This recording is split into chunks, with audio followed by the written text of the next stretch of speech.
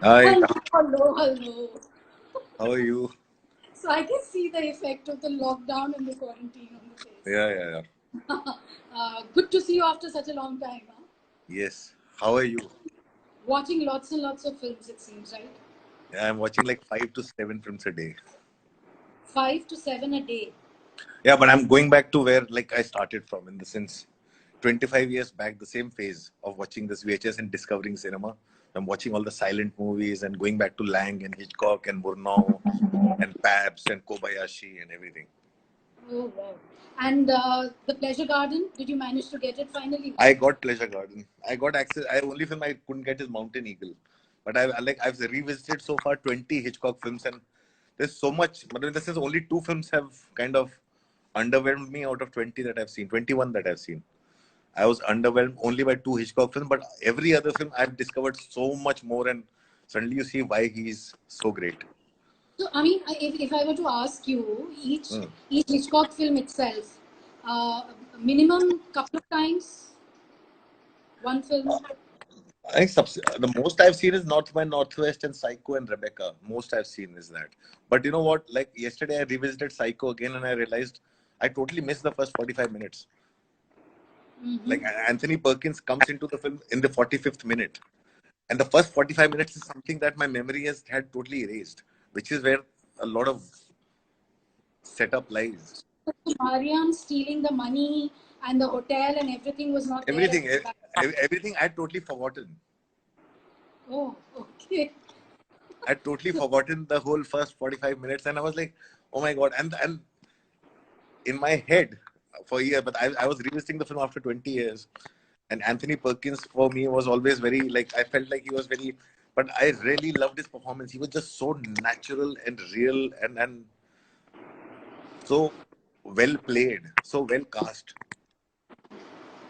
And I never noticed those tiny details. 20 years back, I would watch films because Sriram Raghavan or Sridhar would recommend, and I would watch Psycho like this, and like you're watching it. It's already a great film before you see it, but now I'm discovering it like as a film, as a filmmaker. It's so much. Actually, two films underwhelmed you, so I think let's begin the discussion with that. Which are these two films that didn't work for you? The first film that underwhelmed me was Spellbound, which was nominated for the Academy Award actually. The one It, with the one where he used up Dali paintings. yeah, that is the only sequence that is amazing. That one sequence where he uses those the curtains of the eyes and everything is incredible. It's like still you don't see that kind of a surreal paintings and animation effect that he has used even today in cinema. Barring Aronofsky, who's tried it sometimes in one or two films, but other than that, I've not seen something so surreal. But other than that, the film underwhelms you also because at that time, Spellbound was about psychoanalysis, which was a newer subject, a new stream of medicine. He was also, as he went along in the film, he was explaining it to the audience, what it is all about, making free associations with fantasies, with dreams, which has evolved so much now that when you see that film, you feel like, okay, he's kind of preaching to an audience who doesn't understand that stream of science, which he was obsessed with, understanding human behavior. So that And it under so too literal you feel for a film. today it felt too literal. But like if you see it now, it feels so literal. The only thing you marvel at how beautiful Gregory Peck was. That's the one thing that you notice in that film. Other than that, you don't really. You were like, yeah, it did not do that kind of a. It did not have that kind of an impact on me that as when I saw it the first time. And the other film that underwhelmed me was The Trouble with Harry. Okay. Trouble with Harry also because since then when it came out, probably the kind of morbid humor that it had and it played with that dead body was very unexpected for the audience. But हम लोग जो जिसने जाने भी दीवारों भी देखी है, हमने हमने और बहुत कुछ देखा है. We have dealt with so much morbid humor. You see movies like In Bruges, you see such dark humor, and after so much that one has seen since Trouble with Harry, including the French remake, with a friend called Harry. There's a French not remake. It was kind of an adaptation with a friend like Harry, and which was a takeoff on that. Not really the same film, but after all that, it just seemed like, yeah, it has not aged as well. But every other film is phenomenal. It still has the same kind of an impact. Much has been talked about Hitchcock. I mean, I think no aspect has been left behind, whether it is to talk about the use of blondes or the kind of scenes he does, the cameos that he does. I think practically every single aspect of his cinema has been so well analyzed. But like the context we are in, I was quite taken in because I happened to revisit Rebecca and Will you give me a minute? sorry. Will you give me a minute? I need to shut off my Tapsi Pannu is saying single malt ki khatir. Tapsi Pannu ke liye, Tapsi Pannu just came on and talking about my malt.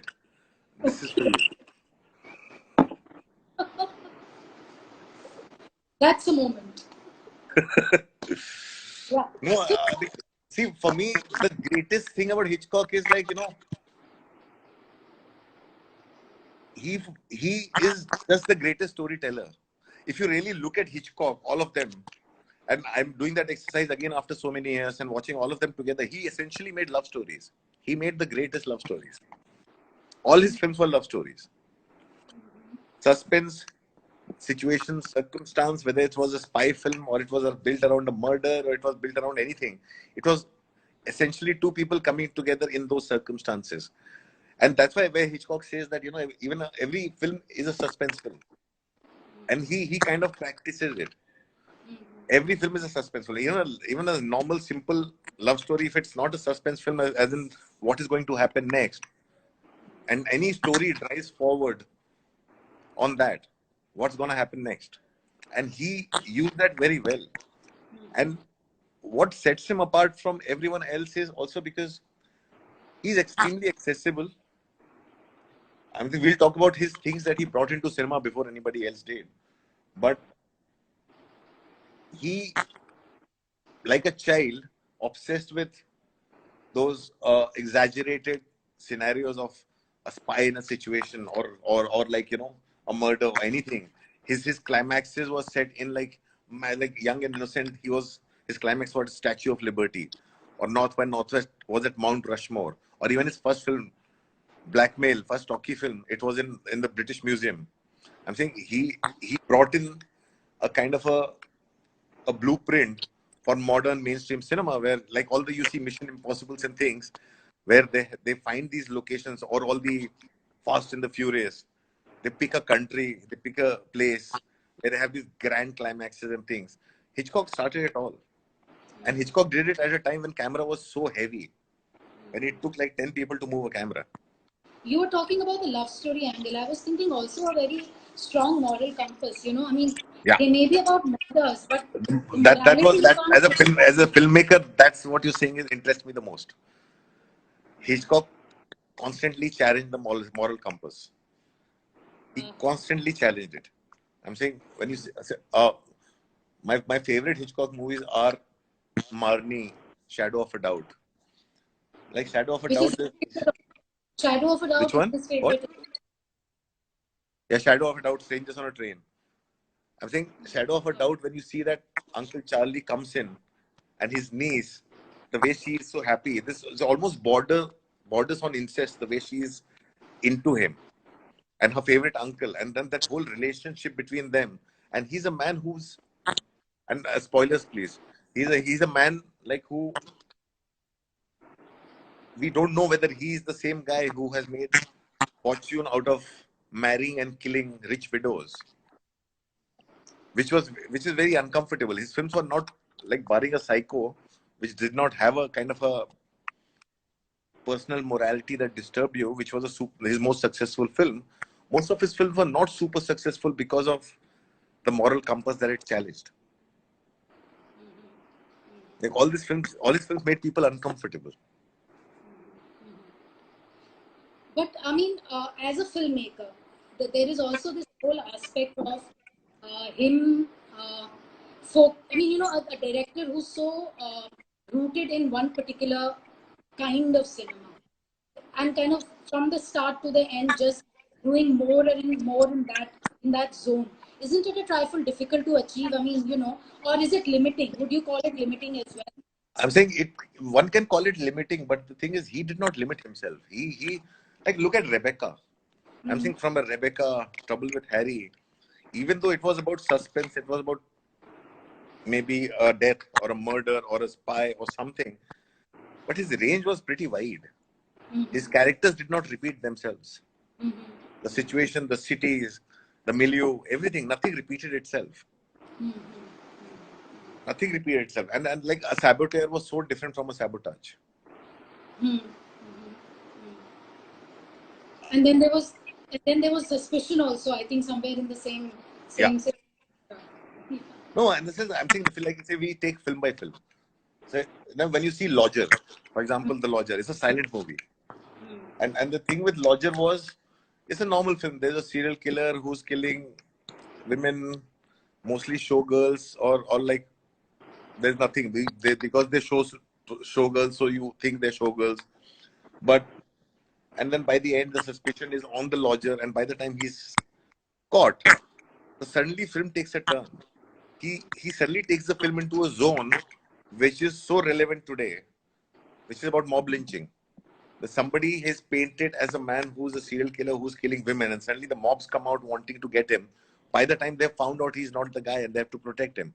But the whole mob mentality, the film that goes into, this man is caught hanging between the upper level of the street and the lower level of the street, hanging for his life, and the people below and people above and wanting to lynch him, and they're trying to protect him, and nobody wants to hear. I'm saying, who expected a silent film going into that zone? The film starts off as a serial killer film, as a love story, and it goes into that zone where it suddenly becomes, and it, like when you read Hitchcock by Truffaut, you realize the pressure also came from the actor who played the lodger. His name was Ivor something, I don't know. He was a superstar. He couldn't have played a villain. So when you are dealing with a star system, even in that time, with an actor who couldn't have played a villain, and you are turning it around, you turn it around in such a magnificent way that even today, we in Indian cinema are so, we won't practice that. We won't go there. We just would not go there. I'll take a little break because otherwise people are saying their questions are not being taken. Okay. Somebody has said Frenzy better than Psycho. I like Frenzy, but Frenzy is, I like Psycho. If you take away the end of the Psycho, the whole explanation, which is what did not make Spellbound work for me. I think Psycho is a great film. But Frenzy also, because Frenzy deals with so much in the sense that one, like, just as a filmmaker, the way he shot Covent Garden, forget everything else. The way he has shot Covent Garden in that time. So when I started watching the film, I was only marveling at how he has captured London at a time when people did not make films out of the studio in a busy market street. How would he have? I was only thinking as a filmmaker, how would he have carried that heavy a camera to set his film entirely in Covent Garden, which is such a crowded street? And the another thing that started with Hitchcock, because Hitchcock brought perspective while shooting a film, in the sense, point of views. So if I'm looking at you, Hitchcock will put the camera and shoot point of views and shoot perspective, which a lot of filmmakers started borrowing post Hitchcock. You never saw that in cinema before Hitchcock started doing that. And he would move cameras in a way which were unconventional. Because cameras were so heavy, they could move forward, they could move backwards, or put on a crane, they could move upward. But he moved camera as a perspective of the person, as if the person is walking. He would move cameras in. It was such a heavy camera, you could see the camera is shaking. But the way he moved it in Frenzy, he goes into zones that you don't see cinema from that time going into. The whole sequence of when the killer puts the dead body in the truck, and he puts the dead body in the truck, and he realizes that he has forgotten, she has probably a coat pin, and tries to get the coat pin back while the truck is moving. He goes into zones, morbid zones, that probably when you see a Coen Brothers movie and things, you realize Hitchcock did all those things then.